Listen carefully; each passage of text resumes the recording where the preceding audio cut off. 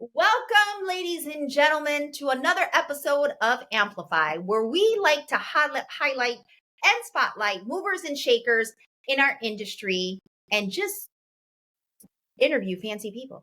Um, my guest today is very special and near and dear to my heart, Julian Sado.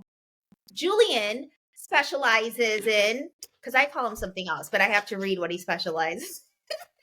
He is a fractional strategist, engagement, C-suite coaching. He develops a lot of sales folks, and I also know him personally because I did work with him in learning and development. But I like to call him Primo. Welcome, Julian. Thank you, Delilah. Welcome. Thank you for having me here. You're very, very welcome. So I want to start off by telling. I love our story how we met. Oh, yeah. I just remember I'm your gonna tell. voice in heels. Yes. So I'm going to tell them how we met, and then we're going to go from there. So it was a NAMBA event in Los Right. Angeles. So hmm we were in the West Coast, and you were doing a session on neuroscience, right? Yes, neuroscience and sales. Yep. Neuroscience. hmm And it was so captivating.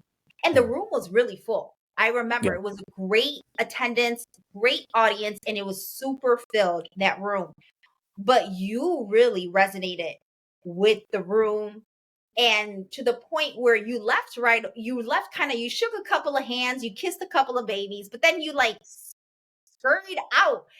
And when I went to go find you, I couldn't find you, and I chased you down the hallway at this hotel in heels. Yes. And so that's how we met, and we've been close ever since. uh Yes. You didn't yeah. say how I ran from you for a little while first, right? I was like, it's like, no, what is it? What she want? It's LA. I was like, I gotta go. You never know at LA. You never know, right? Yes, yes, yes. But that is how we met. And it's been great ever since. We have worked together. Anytime I'm in Dallas, we meet up. Yep. Love Sandy, love the boys. Um, so go ahead, neuroscience and how it applies to our industry, because it does. It does apply to our industry. It does. It does. It's really important to understand that. We learn so much about how the brain works, especially with sales and service and how we operate with people and how we market ourselves. This is really shifted in every category, especially with Gen Z, which is really what I'm focusing on right now, is tying in how Gen Z has captivated neuroscience unknowingly. They know more about the brain than any generation because they've grown up in digitized world. So they have been able to sell and get people to believe in them through 2D. And that is all about how the brain operates. They know what words to use, how to communicate, what visuals cues should be there, when, how long we should talk. All these things they've learned organically. So in our Really? world, like I remember when I was consulting with a mortgage company, just to show you how this works in the mortgage world, all of us in the mortgage industry understand that your processors are the ones that usually have more conversations with the customer, with the client, right before they Yes. close. They're the ones that take the calls. And one time I was working with a client, and their processors did not want to stay after 5. So if a customer called at 4:58 on a Friday because they had a question, that processor was like, I ain't answer that phone. And it's Friday. Right. But see, if a customer's calling you, there's a reason for it. And this is a very stressful time. So what I did was I said, anybody that is a mortgage about to close, anybody that you're working with, I want you to get a picture off the internet and make that a visual image of that person. So what happens was the mind associated a person with the paper. And what happens is you automatically subconsciously feel obligated to serve a person over a piece of paper. And that's little nuance is what changes the brain. That's how neuroscience works. It works on the subconscious, not the conscious.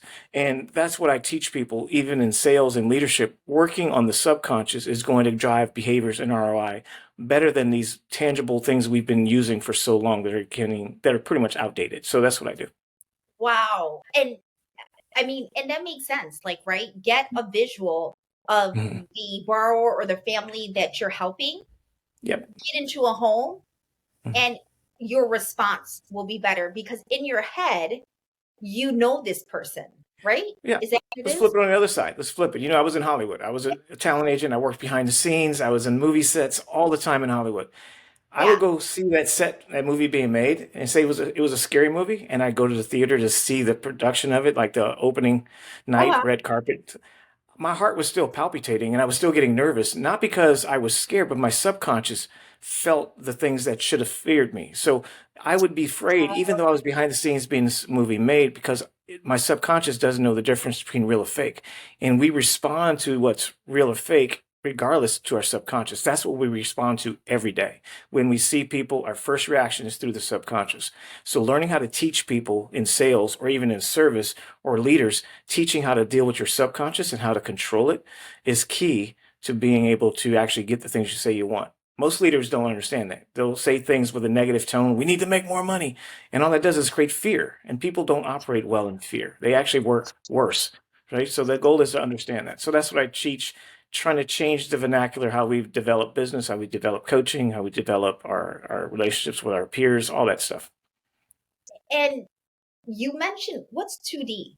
You said 2D. What's that? Well, this is 2D, like we're seeing each other on a screen. So, you know, Oh, see, yeah, we don't build the pheromones or the communication. Like if I was with you in public, when we met through doing a seminar, you don't realize it maybe, but our heart rhythm started palpitating around the same rhythm. We can create a synergistic approach. Our pheromones are interactive and we find trust in each other because we're able to interact personally.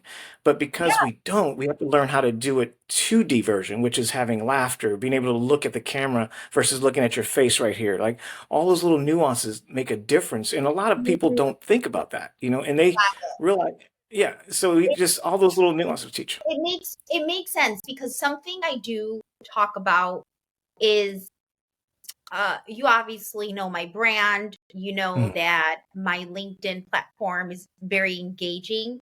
And I know that a lot of folks, they never met me, but they know me. And I know that comes with them seeing me all the time virtually every single week, at least on yeah, Taco Tuesday, but you know that it's constantly, every single week. yeah, And it I've read somewhere that it takes first of all, the mind does not know the difference between us meeting in person and doing this virtual. I know that. And it takes the mind, what is it, 13 times to well, consistently see the person 13 times before the brain says, I know them, but they never met them. Is that yeah. right? Is that right? Yeah, the Hart Math Institute did a study on that, and so did Harvard. But it really goes back to, I'm going to take it a little further back. It goes back Okay. to what seems inaccessible seems special. So going back to when, if you ever, I grew up in Hollywood. I grew up in LA, and I see Uh-huh. celebrities all the time. Sylvester Stallone, I used to work with him. No big deal. But if I was around any of these people, like J Lo, people walk up and go, "Oh my God, it's J Lo," and they get all freaked out because for so long they seem unattainable. It seems like you can't touch that person. This is a big screen thing. Well, the more you're on social media, the more celebrity status you have to the people that can't seem to touch you. So they feel like they know you. So if you see a celebrity being on an interview talking and you'll say, I like that guy. Like I know somebody who said this to me. I love Ryan Reynolds. I'm like, why? He's such a nice guy. I'm like, how do you know that? It's like, because I see him on interviews. So like, you don't know the difference between real and fake. You assume by what you see, and you assume, and what you see becomes fact to you. And so this is why I say salespeople need to be more, and I too, I'm so guilty. You got to me Okay. so many times about not getting on social media. But so salespeople need to be so authentic and be themselves on social media because it creates a knowing. And if I know you, I automatically trust you. And that Yeah. is the key that you're picking up. And that's the whole key. People don't know they don't know you. They just know what they feel. Yeah. they they know what they feel, right? That's so true because Yeah. people come up to me um, at conferences and events. I've even been someone sent me. This was a little odd. It happened a couple of months ago where someone sent me a message on LinkedIn telling me they were sitting right next to me on a plane, and I'm like, well, why didn't you say? Well, it's funny because they don't know how mean you can be. I mean, I remember driving with you. You almost stabbed me with a butter knife because I changed lanes without No, putting on a no, I did blinker. not. First of all, you need to signal when you change lanes, sir. I still Okay. disagree. No, there's no one around. That makes that makes sense, right? Yeah. Everything that you say makes sense. Hmm. Now, if there's something for our sales folks in our industry, whether they're an originator, whether they're a real estate agent, whether they're in mortgage technology, an AE wholesale, what is one nugget that you can leave them, Julian, that will help them if they can implement into their day to day or mind subconscious? What is one thing? Well, first of all, I'd say this: don't feel bad about your first reaction. Your first thought is natural. It's the secondary action and thought that matters. So be conscious of your thoughts and actions to things. But secondly, if you want to be in sales, I'm gonna focus on the salespeople. Uh huh. Understand that sales is a personal game. Be personal and authentic about everything but your product, and that builds and sells your product. So if you're a single mom, then you need to be talking about the fact, hey, I'm in business, but I'm a single mom, and what it feels like to be a single mom. If you're a guy who's like a single dad, or if you're trying to build a business, then talk about how the struggles are at building a business that you just got into.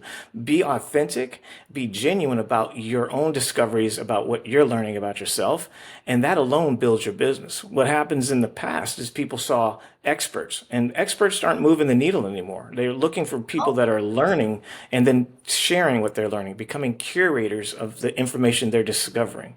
And that is the key to sales, that is the key to business.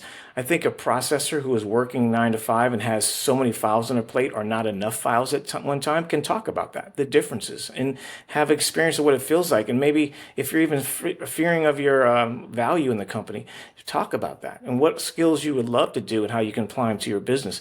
Those are things that I think people should talk about. My son's a musician, and I told him if he got in a mortgage, I would love for him to take his guitar and go play it at an open house in $1 million listings, yeah, and be surprised how many realtors would go and start like giving him business if he absolutely. were to do that. That Absolutely. that's what sales is now. It's not about your product. It's not about your company. It's about you. So be you. Figure out a way to be authentically you, which is what I love to coach to, and get people to understand their origin story and how to tell that Yeah. story. And that is the number one driver. And it's not going away. It's not. And that's what Yeah. I I think the industry needs to learn. I agree. It isn't going away. And with that, you guys, thank you, Julian. You must connect with Julian because Thank you. he has so much good information, and it's all about the mind and subconscious, and it's very, very relatable to sales. Him and I are very close. We talk all the time. And if you're a C suite leader in our industry, I highly encourage you to connect and reach out, give him a call. Not only will, I mean, you just love being around Julian, but he really has some really good Thank you. ideas. So I'll I send you a check. appreciate your time, Primo. Thank Thank you. you And so much. thank you for another episode of Amplify. Take care. Bye. Bye.